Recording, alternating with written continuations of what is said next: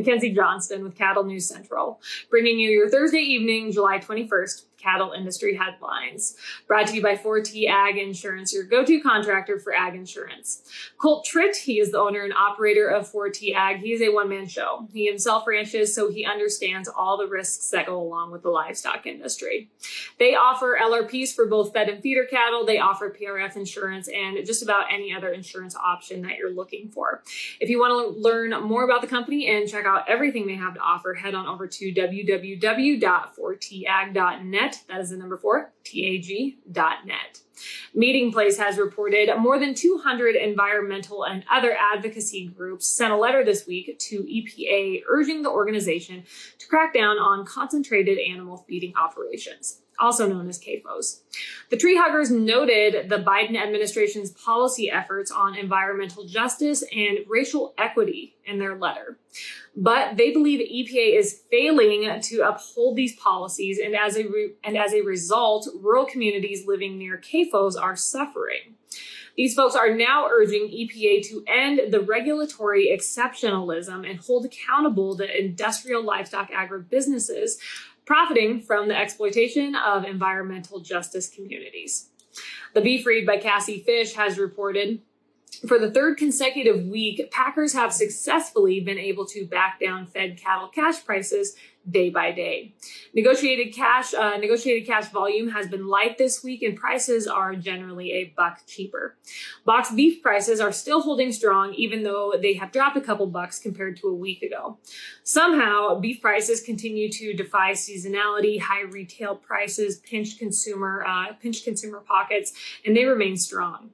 As we talked about yesterday, we have 2 USDA cattle reports coming out here on Friday that should provide friendly fundamental data supporting a long-term bullish outlook. However, according to Fish, with all sorts of global economic uncertainty in markets that are dominated by computerized-based trading, cattle futures are behaving timidly as more traders choose to sit on the sidelines. Fish closed by saying cattle feeders are currently dealing with a slew of difficulties as feeder cattle supplies tighten and break-even soar.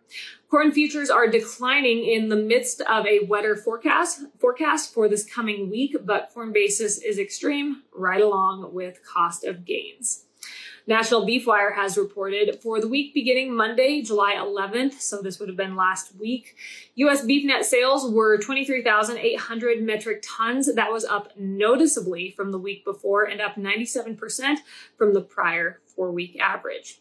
And in case you missed it, Northern Livestock Video had their July sale this week, and it was hot, to say the least. Steers weighing between 7 to 750 brought an average of 201. Steers between 9 to 950, they brought 185. I'll let you do the math. Pretty darn good. The heifer market was also exceptional. Heifers weighing between 8 to 850, they brought 179 on average, and then 9 to 950, they brought 174. Just another exceptional sale. This update is also sponsored by AgRisk Advisors. They manage your risk so you can manage your operation. They are the experts in educating, evaluating, and executing risk management programs for each individual operation while providing top-notch customer service. Now is the time to be thinking about enrolling in the Pasture Rangeland Forest program for the 2023 crop year. If you are interested in learning more, go ahead and reach out to Alex and Naya to learn how to set up a tracking policy so you can understand how the program works firsthand. AgRisk Advisors, risks averted, legacies preserved. Yahoo News has reported on Wednesday, President Biden announced a set of new actions to reduce greenhouse gas emissions. According to Biden, Congress is not acting as they should, so he's going to take matters into his own hands and will be announcing in the coming days executive actions to address climate change. If the Senate will not move to tackle the climate crisis and strengthen our domestic clean energy industry, I will take strong executive action to meet this moment, said Biden. He has referred to climate change as an emergency numerous times. We've heard him say it way too many times. During his speech, he stated that climate change has cost America $145 billion in the last year. I would like this man to sit down and calculate what he has cost America, not only in the last year, but since he has taken office. He believes our national security is actually at stake because of this so-called climate crisis. Activists are calling on Biden and his administration to declare climate change a national emergency in order to reduce fossil fuel use and increase clean energy capacity. And from the looks of it, Biden is going to fold to this request. But even though our president has an array of powers to push our country towards green energy, Biden's authority was limited last month by the Supreme Court in one key respect. The court ruled that the EPA may not use its power under the Clean Air Act to require electric utilities to move away from fossil fuels.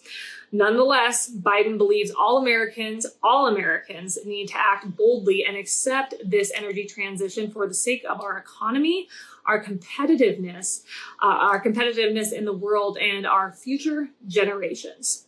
Absolutely absurd. Absolutely absurd.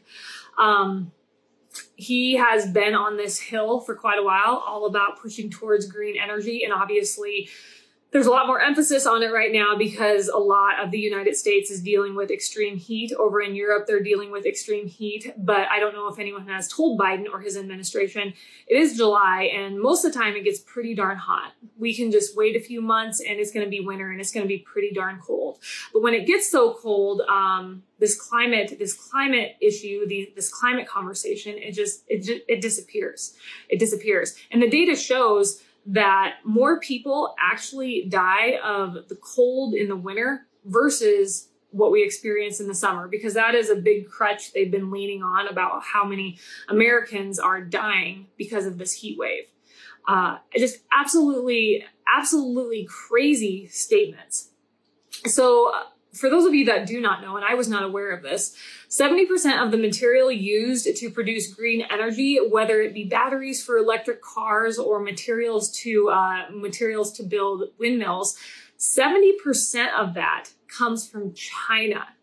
So with this green energy push, we are essentially, if it goes any farther, we are essentially giving China the keys to our energy supply here in America. Ridiculous. Biden talks about how this is a national security issue. This is what he likes to talk about, climate change. Maybe he should take a step back and actually look at the issues that are truly impacting Americans. Let's talk about gas prices. Let's talk about inflation. Let's talk about increasing interest rates. Those are the things that Americans are truly concerned about and what is truly impacting us.